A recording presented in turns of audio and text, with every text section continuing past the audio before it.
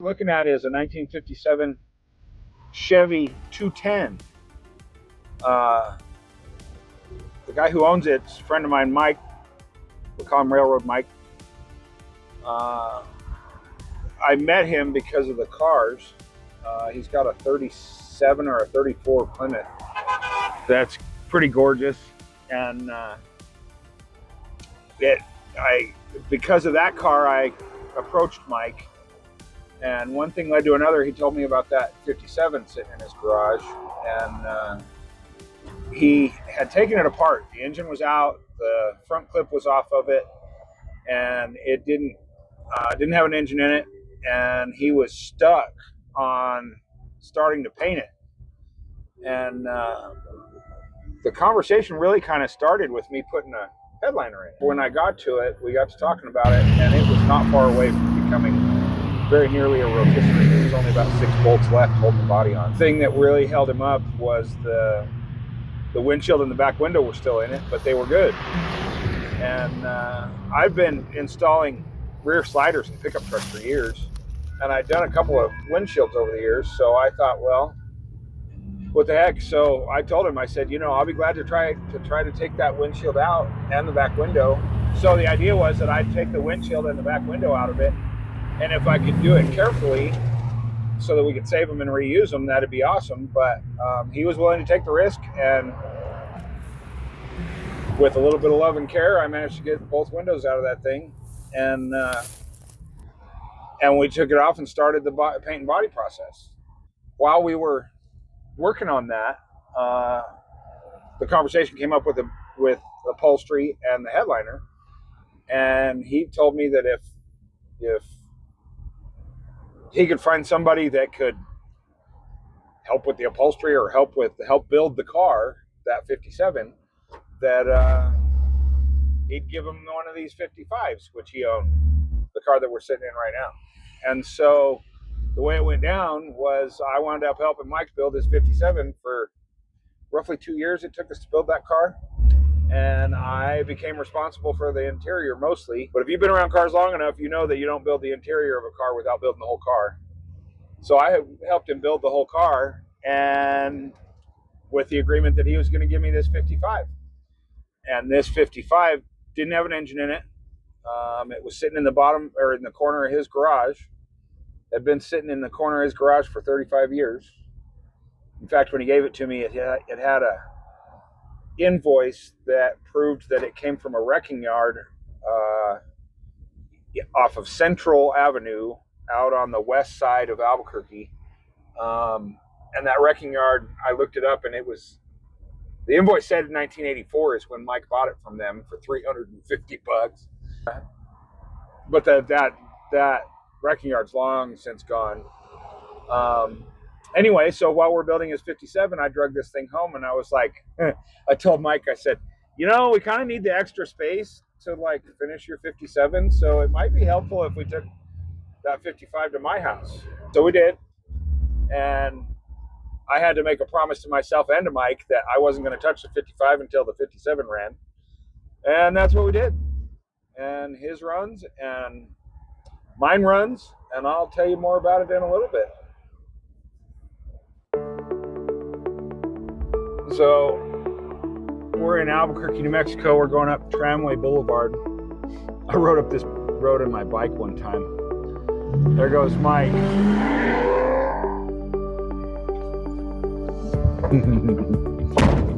Mike's car smokes a little, and it's funny because it's really driving him crazy. But that engine he put in that car, small block V8, small block Chevy, 350, I think. It's got a kind of rowdy cam on it. It's got some dart heads, and then we put atomic EFI fuel injection on it. And it runs really good, but it smokes occasionally, and it makes him crazy. He's gonna, I don't know, he keeps agonizing about it. I have a hard time with it because it runs, and it's not like he drives it every day, but impressively enough, he does drive it often. Smokes a little bit, and I think this winter we're going to take the engine out of it. Probably just take the heads off of it and see what the valve seals look like. But bless you, Mike. I know you're going to see this. So, we'll figure it out. But that thing runs pretty good. Anyway, so we're going up Tramway Boulevard. And, like I said, I rode my bicycle up this thing. It's about a 3% grade. Sorry, 3 degree. There's some people riding their bikes on them. Look at them; they're doing pretty good, but it's a bit of a grind. What you see in front of you now is the Sandia Mountains. If we watch, we might see a reflection of the cables for the tramway. Shout out to my friend Mandy. Went to high school with her. She ran the tram for a long time, or at least worked there. Shout out to my dad. Rest in peace. Rest your soul. We're riding up this hill in Boy Scouts, and he was on a mountain bike, and I was on a road bike. I was like 16, maybe 15, and I got tired of the bike I was on, so I traded with my dad, and he had the low gears, and bless his heart, he pumped his way up on that shitty road bike up this road. I still feel bad about it today.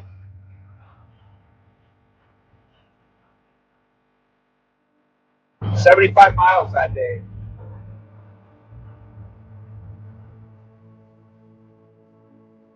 Adventure is to share what it means to get out and do stuff.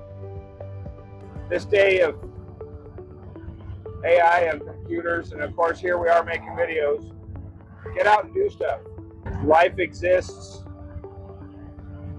other than sitting at a computer. I know we're going to be doing some of that for making this channel, but part of it is, at least for me, it's working with my hands, and half of the project is making the project. The other half of the project is getting out and using it. In fact, I get just as much enjoyment and joy out of building the cars as I do driving them. So I grew up in Albuquerque, New Mexico. Been here all my life, and I've done enough traveling over the years to know that this is home. This is where I belong. I've been trying to give this car kind of certainly a New Mexico 505 flavor. Shout out to the Milagro Beanfield War. You ever seen that movie? There's one of these cars in that movie. Of course, if you're really a car nut, you know that this car's been in American Graffiti and two-lane blacktop.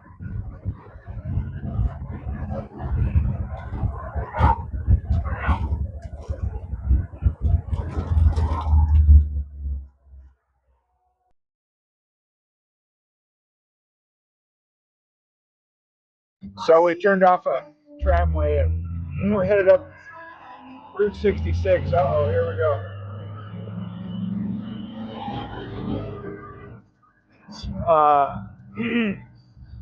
The historic Route 66 is Central Avenue through Albuquerque, New Mexico. And this is going up into what we call the canyon, Tejeras Canyon, home of Tejeras, New Mexico. So Mike's car, small block 350, atomic EFI fuel injection. It's got a factory rear axle with four-wheel disc brakes. When we were building that car already had disc brakes on the front of it. Love you, Mike. I suggested that he get a new complete match set with a master cylinder and rear brakes and front brakes and all that, so that it was tuned so it worked well and we wouldn't have to do the homework to make it work well.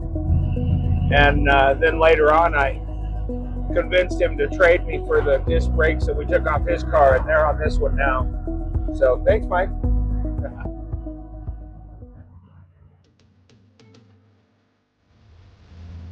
So we're headed up what we call a Crest Road out of Cedar Crest, New Mexico. It's down at the base of the east side of Sandia Mountains. There's another driver for that experience. So this road goes up to the peak of Sandia Mountain. Lots of people and lots of curves. There was conversation about the smell of fuel Sadly, this car's got a 454 in it with a quadra fog carburetor, with a quadra junk carburetor. I mean, we're gonna see how it does. I suspect we're gonna smell some fuel on the way up, though. But I think we'll be all right.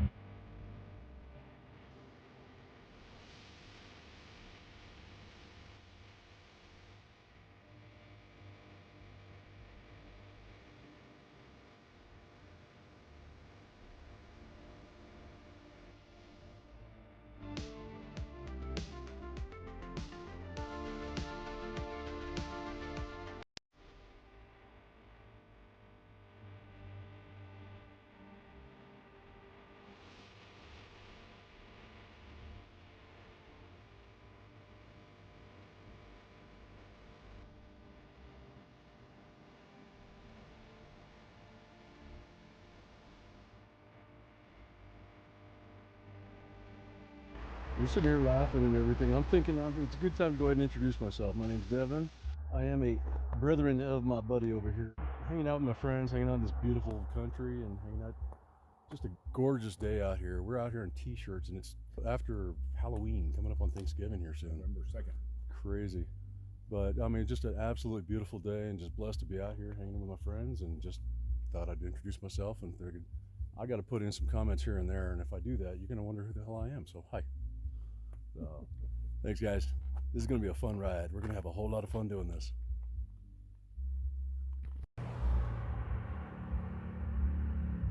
These guys here come back and talk to you all. They couldn't help it. What's up, guys?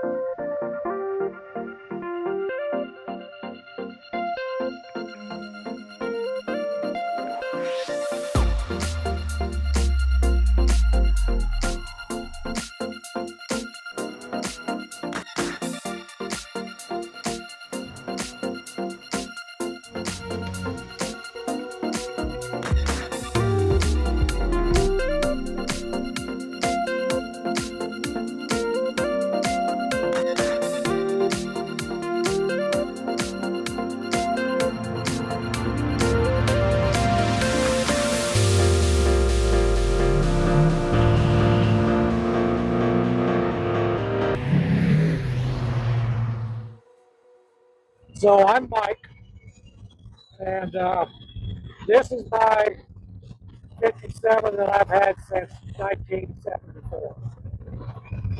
And the history on this car is I'm a third owner.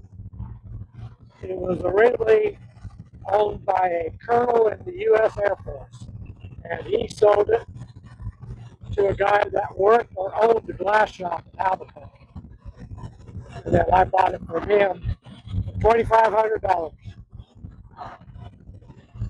So it's been with me a long time. It's a actual New Mexico car, so there's no rust on it at all, which is a great find for any collector.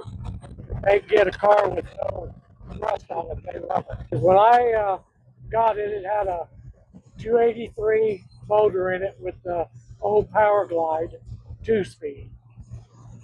It was all original.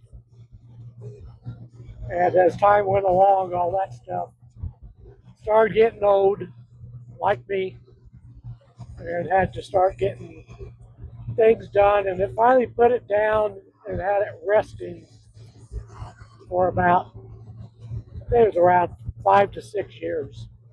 It just sat in the garage until I met Ripster. And through our friendship and talking and stuff, he had asked me when I was going to get this thing running. And I told him that I didn't have all the skills to be able to get it back on the road how I would like it. That I was thinking on trying to trade off some work of a 55 Chevy to get it finished. A good marriage was born about restoring this car. This car has been restored from frame off. We did a lot of the suspension work on it, put on four-wheel disc brake with power brake assist. The rear end was completely rebuilt, and I had a crate motor sitting at home with my son's that had been sitting for about 3 years. And that was a 350, and we took it and put it in here with a 700 R4 transmission, and had to do a little bit of modifying on the transmission and drive line, but it wasn't too bad. Rip has quite a bit of the skill to do it. So that's just a brief history of the mechanical stuff done on this car. The interior that he's been showing you, a lot of it Rip did for me. The headliner and the seats. I did the door panels, the carpet, and the back lid, and the visors. So it was a team effort, but he put a lot of work in it. The amazing thing about all this, my neighbor, when I told him I was getting ready to redo the interior and everything, I had found the interior from Danichuk, and they had sent me samples, and it was not the original. It was what they consider as close enough. My neighbor told me I should check on a place in Phoenix. They ended up having the actual original interior from 1957. It was a little more expensive, but I wanted it because my goal was to put this car back as original as possible. So other than the engine and tranny, everything on this car is how it was in 1957. It's the original paint scheme and the original paint. I had the paint code numbers, and the trim number is for the interior, and it's the actual trim number. So I'm really happy with the fact that we got this car back to exactly like it was in 1957. Just has a little bit more get up and go. And hopefully you'll even have more here pretty soon when I get the motor reworked here pretty soon. There's a little sign here, I think, kind of says it all right here. What a beautiful car. Somebody put that on my windshield at the grocery store. Obvious it's a woman's handwriting. So it impressed me. It made me feel good about the car. So I decided I would keep it in the car. And it's just to remind me that not only do I and Rip enjoy this car, I've had a lot of people giving me good compliments on it. In fact, I don't know if I should say this or not, but a lot of women in my age group have told me how much they really remember a car like this, that they lost their virginity in one, which is quite funny to tell a complete stranger something like that. So anyway, the plastic Jesus, by the way, on the dashboard, that has been in my family since I can remember, as far back as 5 years old. I'm 72 now. So I asked my mom if they still had it because I remembered it in our station wagon. And she did have it, gave it to me, and I've kept it in the car. That's awesome. So that's a pretty cool little trivia thing.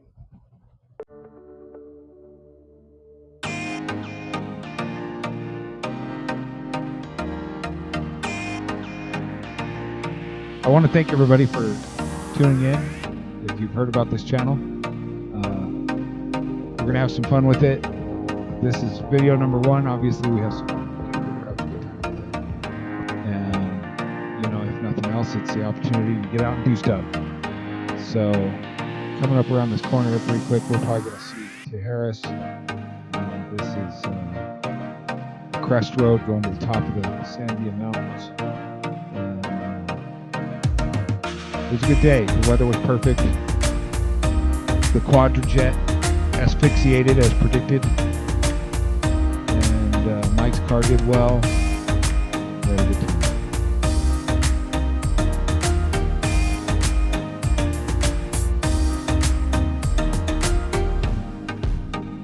This is looking over to Harris Canyon, to Harris Town, Cedar Crest. This is looking east over the top from the Sandias.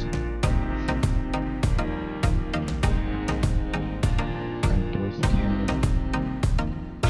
And here, this is looking over the beautiful city of Albuquerque, New Mexico. Thank you everybody for joining us. Watch out for some more videos and see you soon.